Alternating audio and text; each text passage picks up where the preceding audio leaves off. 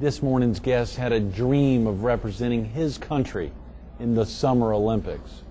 It didn't happen, but he did represent his country in the Winter Olympics 3 times. Meet an amazing Jamaican bobsledder. Coming up next.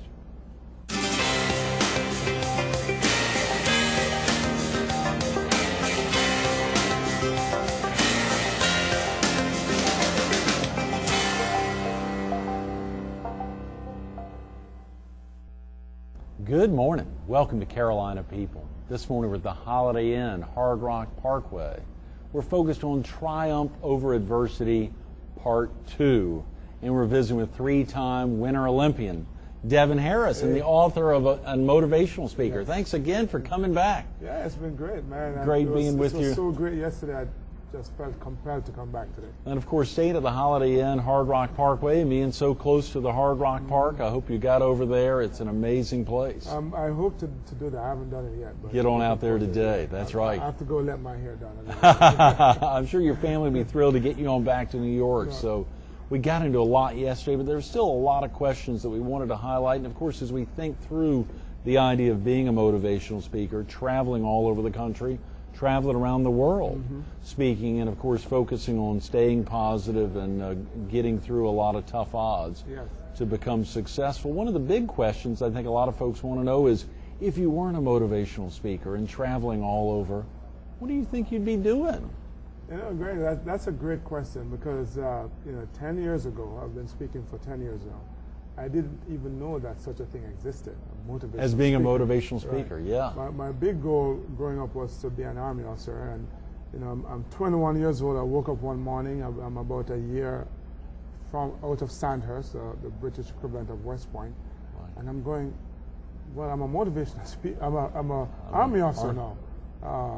What's next? What's next? And I go, oh, the Olympics, which was the other dream, to compete in the Summer Olympics.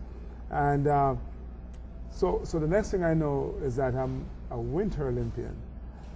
And I'm like, well, this is kind of cool. Well, it turns out that my time in the Army ended, and during that last year or so, I agonized about what I would want to do with my life. Was I going to re-enlist or find something else? And I discovered, I was reading through the newspaper, and I saw this thing called hospitality management. I go, I like that. I like meeting people. I like traveling. I like going to new places. So I said my goodbyes to the Army, and I moved to New York to pursue hospitality management. And while I was doing that degree, the bobsled bug started to bite again. Right. I'm like, man, I got to go pursue that. Go follow the dream, the dream. So I started doing that and met a guy who, after hearing my personal story and of course being aware of the Jamaican bobsled story, said, you know what, you should be a motivational speaker. Yeah. And I go, I like that, and I will after the Olympics. So, I trained, went to the Olympics in Nagano, Japan in 1998, and started speaking after that. Right. Now, so I guess a short answer to that is that I will probably be a general manager of a hotel somewhere, hopefully in the Chalets of Switzerland or somewhere. You'd be at a nice hotel somewhere worldwide. That's right. Yeah. Family and kids in tow. That's right. They would be following Dad around, wherein it's great now to be able to have a location to leave and come back to them, as opposed to having to take them, move into different parts all over the world. Absolutely. To be able to have I love coming home. I think I mentioned before that I'm a homebody of sorts, and I love the New York area. It's rich with history and culture and diversity, and most importantly, it's very close to Jamaica. Right. I can leave New York in the morning and be home by lunchtime. And a lot of Jamaicans have found New York home. I mean, have made New York home. That's one of the things that certainly helped. I've been living there for 15 years now, and the fact that there were so many Jamaicans there and other West Indians helped me with my transition when I moved initially from Jamaica to New York. Right. That would be a big deal. Of course, visiting your website, devonharrislive.com, we spoke about yesterday, a lot of great information on there. Some of the great things we're seeing, some of the phrases that have really helped shape you, some of the tremendous phrases. I got to say this one, it's not what happens to you, but how you react to it. I'm sure you saw that somewhere and have taken that and have really run with it. It's not what happens to you. It's not what happens to you, but how you react to it. Yeah. You really drove that home yesterday. And that is absolutely true, though. we have no choice over many of the things that happen to us. Right. The one thing we have a choice over, though, is how we react to it, what our attitude will be. Our attitudes really is like the current that directs and drives our lives every single day. And so if, you know, some bad stuff, some unsavory stuff happens to us, and we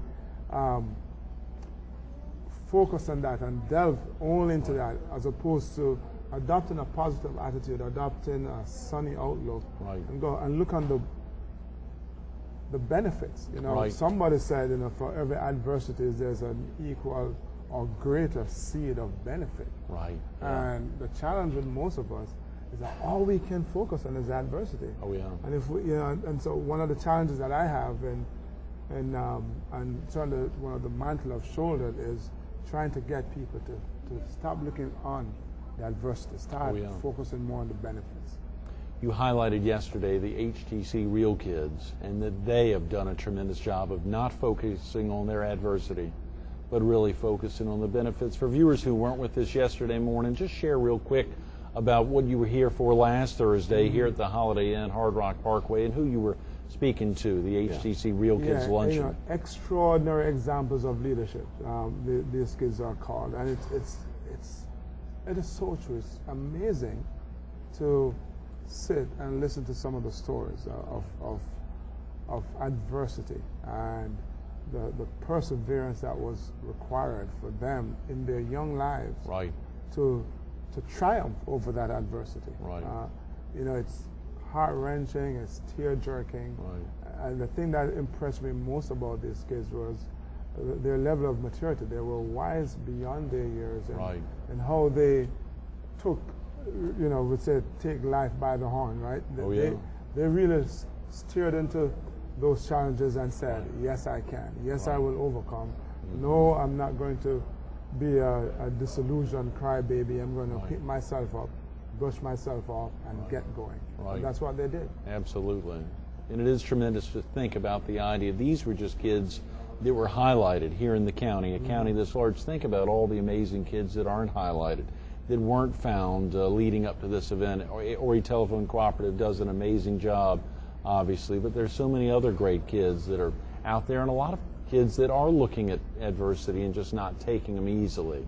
Absolutely. And you know, if there's one thing we can learn from these kids and apply to our life, is the fact that we all have the ability, innate ability, to overcome any challenge that we face in our lives. But we kind of have to make that decision initially and go, well, yeah, you know, some bad things happen to me, but I'm not going to let that dictate how I live the rest of my life. I think the caliber of HTC reaching out to find somebody like you, highlighted by your predecessor last year, the featured speaker, was one who really faced some challenges, who had no arms, no legs, and sat there and became a wrestler and was very active wrestling. Someone like you, obviously, one of the big pieces there that I saw in reading about you was growing up in abject poverty. I think you shared with us yesterday Olympic Gardens there in Jamaica. And coming out of that, what did it take, Devon? What's in you? What is in some of the other friends or family members who also got through that? You know, I'm asked that a lot, and you know, I don't have a patent on success. You know, I don't have a blueprint yet, but I think it's something that's inside of all of us, and some people choose to go dig and find it, and most people don't, because it requires so much work. It requires soul searching. And most people, frankly, are quite unwilling to do that. But as I look back on my life and I try to figure out what was the thing, fiercely ambitious. I had these dreams that couldn't shake, obviously didn't want to shake. And then beyond that, I think just being fiercely persistent, because you know, you can have the biggest dreams, the most vivid dreams, but if you're not persistent, if you're not, you know, being a bulldog and just being, you know, totally burning with desire, with a passion to achieve the goals, and having a faith, you know, faith in your abilities, faith in, you know, I prayed every day, and God help me to get out of this, but just believing and the more I believed in my abilities, was the more persistent I became. Sure. And I think that has been my guideline, and those have been my watchwords, at every stage, at the juncture of my life, even today. Devon, so oftentimes you'll hear somebody who, like you, has been through a lot and come out strong and even stronger. You're talking about God and obviously praying a lot. Was there somebody in addition to God, a person, a mother, a father, an aunt, a best friend that helped provide great inspiration for you, to help show you that way, a teacher? There wasn't any one person who said, come on, hold on to my coattail, I'm going to take you, or I went to and go, hey, can you be my mentor? And I'm not suggesting that I did this all by myself, because we all need what I call teammates. Right. But I didn't have a mentor as we understand the term mentor. But certainly what I had were several sources of inspiration. And the first person that lit the little fire of my imagination was my grandmother. Really, your grandmother? I was a toddler. I was 4 or 5 years old, and she used to tell me these stories of these incredible feat that soldiers would perform. Oh yeah. And it sounded so amazing, so difficult. And my young mind said, I don't know if I could do that, but I want to. Right. And so that really was where the seed to become a soldier was born. Right. And as I grew up and discovered that you could actually enlist as an officer, I go, oh, that's what I want to do. Right. But so that's where it started for me. But over the years, though, I've always used as a source of inspiration people, high, low, famous, not so famous, right, who have overcome their particular circumstances. Which is why last week at the Real Kids function was such a powerful experience for me, because I'm seeing real life examples of people, individuals. Yeah, they are children, but they have overcome some tremendous obstacles, and I'm going, wow, if they can do it, I can do it. If they can overcome their particular circumstances, then the challenge that I'm facing in my life, I can be inspired by their story to strive to overcome mine as well. Right. So that has been my key, if there's one. How about on the track side? Anyone who was real active with you, and something that spurs you to get active in track? I know our director had pointed out you've been very active in track. You went from track to being a track star, to an Army officer, and then, of course, a world-renowned bobsledder. You know how the track thing came about? I'm in high school, and in Jamaica, everybody is a sprinter. Everybody runs fast, except me. I can't imagine. So I'm running 100 meters, and I'm finishing 3rd and 4th, and I wanted to win. And one day I went and I ran 800 meters, and I ran and I won. Wow. I'm like, ooh, I found my car. This is my race. And track became a way for me to distinguish myself. I was very poor. I played sports barefooted in high school, and there were a couple of guys who teased the living daylights out of me, and so I had to get good, to say, look, I'm better at something than you were. And talk about people who inspire you. My first year in high school, 7th grade, there was a guy, Richard Taylor, who came a distant last in every single race he ran. So I was 7th grade, right? He was in the 8th or 9th grade. Distant last. Right. The following year, he trained really hard, and he won everything. No way. And I go, in 1 year? Yes. And I go, if he can do it, I can do it. And so that's how it started for me. In just training hard and being inspired by his performance.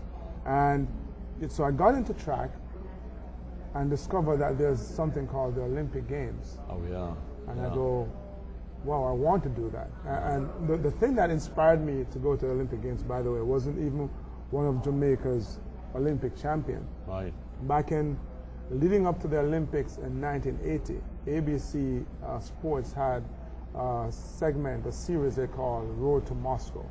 And they featured aspiring Olympic athletes, and they were talking about their lives, their normal lives, and the challenges that they faced in their personal lives and in trying to get to the Olympic Games. And the thing that struck me was that these guys were really ordinary people with extraordinary dreams. Yeah. And I go, kind of like the story with my grandmother and the army. Right. I don't know if I can do that, but I want to do it. Right. And so that's where the fire and the desire to be an Olympic athlete got lit. And so I pursued that and dreamt about competing in LA in 1984. Right, yeah. Well, it didn't happen, but you know, I Well, stuck in with the 84, dream. you were just 20 then, yeah. No, you know, in 84, I was 19, yeah, going on 20. I would have been 19 at the Olympic Games had I been good enough. Oh, yeah. Well, that didn't happen, but I still stuck to the dream of being an Olympian. Right. And 4 years later, I was in Calgary. Right. Incredible. Way cooler than a lot colder much and colder cooler. as Yeah, well. yeah. Yes. Probably very cool in those. There's a price for everything. Yes. Folks need to go to DevonHarrisLive.com to see the video. As you said, the bobsled to seen around the world. Of course, glorified in Cool Runnings, the very popular Disney movie, which I saw only cost $14 million to make and made more than $100 million worldwide. I mean, the ability to be, not that you were starring in that, but as you said, shared with us yesterday, even something loosely based on the four of you all back in late 87 and into early 88. It must be pretty dang exciting. But what was that like being in the Olympics? I mean, just that experience, the first time. Amazing. Yeah. Is the first word that comes to mind. Yeah. Now picture you're home. You've grown up watching the Olympics to see these guys marching in the opening ceremonies, and you're going, wow, those are some of the best athletes in the world. The world, yeah. And then one day, you are the one marching in the opening ceremonies. Yeah. And you march into the stadium with 60,000 people cheering, more cameras than you can possibly count. Right. And you know that in that instant, your image is being flashed around the world. The world, yeah. And there's some little boy or girl somewhere looking at you going, wow, he must be one of the best athletes in the world. Yeah. You're living your dream in that moment. Yeah. In addition to that, though, the experience was so incredible. You are at the Olympics and you're living in utopia for 2 weeks or 16 days that the games last. Right. You know, you're this brotherhood of the human race. Right. Yeah. You know, and you know, you're interacting with people who you would, under normal circumstances, you'd never meet. Ever meet, yeah. And you know, one of the coolest thing about being at the Olympics is, you know, meeting somebody and, you know, chatting, exchanging opinions, taking pictures, and, you know, several years later you're home and you're watching TV and like, oh, look at him, or look at her. I know that guy. Yeah. Oh, she's grown, or he's grown. Yeah. And it's just an amazing experience, really. Yeah, that's got to be. You can't put it in words. As you said, and of course, just keeping a level head, being down to earth, as you clearly are, having been through that, knowing that, as you say, it's not just the folks there, the 60,000 and more cameras than there are people, but all the people around the world watching either the Winter Olympics or the Summer Olympics. It's incredible. Yeah, it is. And of course, I'm particular to the Winter Olympics. Right, yeah. Although my country has been very successful in the summer. But absolutely, you get a chance to interact and meet so many people and really enjoy and appreciate people for who they are. You know, in the real world, once you're outside of the utopia of the Olympic Games, you have all these issues of diversity and, you know, political problems and so on. Yeah. Those things, when you're at the Olympic Games, those things disappear, and you see a person, although they may be from the other side of the world, as a person. You recognize that the difference between us when you're at the Olympic Games is ideology. You know, which was one of in 88, the height of the Cold War. So I'm army trained. I understand that there is everybody behind the Iron Curtain is evil. Oh yeah. I'm on the Olympic Games and I'm coming to face to face with these guys for the first time. And recognize that the only difference between us is ideology. Right. We share the same hopes and aspirations. So from the same human frailties, people are people. Yes. So those are some of the things I take away from the experience. How powerful, Devon. We've only got about 5 minutes. We're running out of time. Keep on pushing. Foundation's taking a lot of your time for good reason and also right to play. But keep on pushing. In my old neighborhood, crime and poverty is rampant. Right. And I wanted to find a way to give back and to give hope and create opportunities for many of the kids that are growing up and coming out of that neighborhood. And in stopping at my old primary school and speaking to the principal, one of the things I discovered was that many of them were going to school hungry, no breakfast, no food. Right. And if you're hungry, you can't learn. And if you're not learning, you don't have an education. If you have no education, no hope. Hope is the lifeblood of possibilities. And so I wanted to do something. And so we started the foundation, and we're funding a breakfast program in that school. That's a starting point. That's great. Hopefully by September we'd have expanded to 4 or 5 more schools.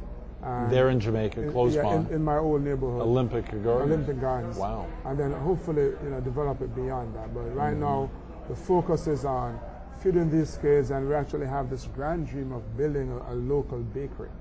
Really? In the There, neighborhood. yeah. To feed these kids and teach locals baking skills and entrepreneurial skills. And so we're not just a traditional charity giving things out, but we're creating an opportunity for them to better themselves. You still have family down there, Devon? I have extended family. My parents actually live in Jersey. My siblings are Your in parents Jersey. have moved to New Jersey. Yes. Yeah. Everyone's taken the new Jamaica. Yeah. We're all Jamaicans now. Jamaicans. I love it. I love it. You think through so much that has to happen in your youth, and that is still your native country and the great love there. So to give back to them where everything started that's special. really important to me. One of the great things I saw on your website was your ability as a motivational speaker, of course, to speak to the group, whether it's HTC Real Kids, but also to a lot of others. I saw reading about you as an MC, seeing where oftentimes you're asked to come in and help going from session to session or help open up a speaker. I mean, you're able to do anything in that role as a motivational speaker. People say, what is that exactly? What is he doing? Yeah. What am I supposed to get out of it? But you're able to really wear a lot of hats. One of the amazing things I believe is that all of us we're multifaceted. Right. But we limit ourselves, and that is something I work really hard not to do. I was speaking to a guy earlier this year about a goal that I have, of being a color commentator during the Olympics, in fact. Right, yeah. And he says, well, have you ever done it before? And I said, no, but I'm in the habit of doing things I've never done before. Right, yeah. But that's the only way you grow. That's the only way you develop as a person, by challenging yourself and really understanding that you actually do have these latent abilities. Right, right. And if you don't go and recall them and challenge yourself to perform in that arena and wear that hat, you'll never know you can. Right, So right. the only way to find out is to do it. You've never been a master of ceremonies, but I'm sure you've done it a lot now. Exactly. And if you hadn't done it, there was a first time. There's always a first time, and you work your way through it, and you figure it out, and you do it. And that's what I encourage everybody to do in terms of pursuing their dreams. Sure.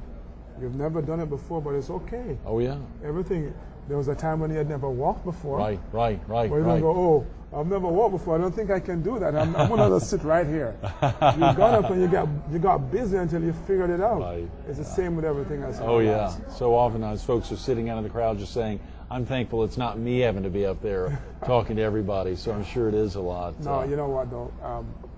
Seriously, it's not even work. And when I'm on stage, I feel like I'm on purpose. I really think that I've found my calling. So right. It's awesome. That's tremendous. We got a minute. As you think about right to play, something that's taken a lot of your time, of course, keep on pushing. As you think, what is that purpose there? As a motivational speaker, what is that purpose? I mean, clearly, you could be doing a lot of other things. You could be managing a luxury hotel in the Swiss Alps. You could be you could be doing color commentating on a full-time basis. What is the purpose as a motivational speaker? It's to encourage people to explore their full potential. Right. It's really which is one of the reasons why I strive to continue to be my best, because I think that's the only way I can be authentic. If I can go and say definitively to somebody, look, you have to keep on striving. You have to keep on pushing. Right. Keep on pushing, push your way over the obstacles, push your way towards your goals, and once you have gotten there, push yourself to new heights of achievement. And so it's really to challenge everybody to strive to fulfill their potential. That's tremendous. That's a great purpose to have, Again, Devon. You got to be great. proud Thank you. to serve that role well. wonderful Very to be back definitely. here I'm with you. sorry we've run out of time, and I hope you'll enjoy the Hard Rock Park and get I on think back I'm gonna home go let to. my hair down over Yeah, there. I love it. I love it. Stay tuned to a little more Carolina people with three-time Winter Olympian Devon Harris. Coming up next. You know, you go to DevonHarrisLive.com, DevonHarrisLive.com. You're seeing a lot of little things to try to summarize Devon. You really can't get to it. You see the dare to dream, the keep on pushing, lots of little fun slogans there, but you also got to get back to that quote. It's not what happens to you, but how you react to it. You think about that experience back in '88 of crashing there, right there, known around the world, the crash known around the world. Think of that experience, the embarrassment there. How did he react to it? Of course he's embarrassed, but how did he change his life? It got him to where he is today. Think about growing up in Olympic Gardens, anything. He could have looked at the bad side of that and let that keep him down. Instead, he looks at the good side of getting out of there and continuing now to give back to that community so that he can make a difference in their lives. Take the time to think about that in your own life. Go online to DevonHarrisLive.com. A lot of great information on there, but you got to click on Play Videos. Also, click on Newsletters. Click on Newsletters and see the 3 pages of monthly newsletters, and you can get a free subscription. You can also get an autographed copy of Yes, I Can. Take the time to go online, learn more about it. You've seen this website up the last 2 days. You may not have gone there yet. Get off the chair right now and get in there. Turn on your computer, DevonHarrisLive.com. Devon, thanks so much for being with us this morning.